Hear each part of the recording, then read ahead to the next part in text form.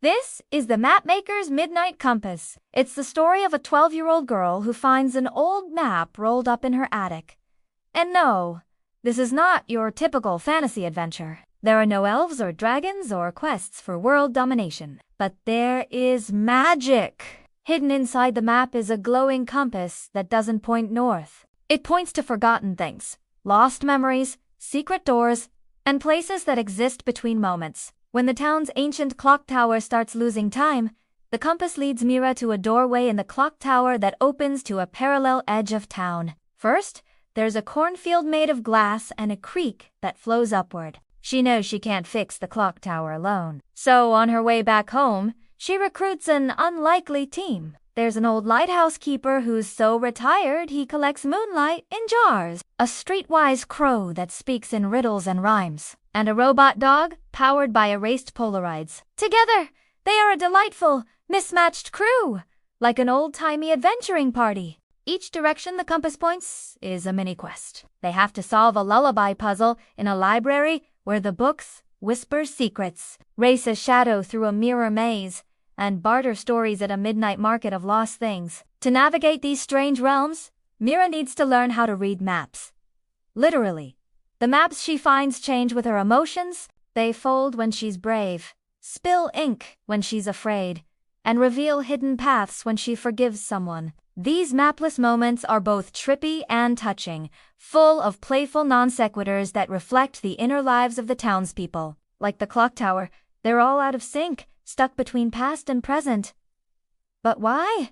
Who's behind all this? Enter the charming, charismatic villain, a collector of nostalgia who traps memories in glass orbs to keep time frozen and beautiful, but empty. He's stealing the town's history, dooming it to repeat the mistakes of the past. Mira has to decide whether to free every memory all at once, potential chaos, or carefully restore them one by one, a risk that could leave her without something precious. I love this choice because it reflects the reality of healing. Sometimes we have to let the bad stuff come up in order to make progress. Sometimes we lose something valuable in the process. And sometimes the best thing we can do is hold on tight to what matters most. The pacing is fast.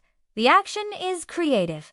And there's a constant sense of whimsical danger. The climax takes place in a field of paper boats. The bridge they need to cross is made of promises. It's guarded by a storm of falling street lamps, each one a lost dream. The robot dog sacrifices itself to clear a path. The crow distracts the guards with a percussion solo. And Mira finally understands how to use the compass, not to point the way, but to listen for the whispers of the wind, the language of the universe. In the end, the clock is mended by a small, brave choice. Instead of taking the memory for herself, Mira gives it back to the lighthouse keeper, setting him on a path to heal the other lost things in town. As the story ends, we see the town waking up to new possibilities, learning from the past, but blooming into something even more beautiful. At its heart, this is a story about adventurous healing, about letting go of the past and moving forward. Friendship is the real navigation skill, a reminder that we don't have to face our fears alone.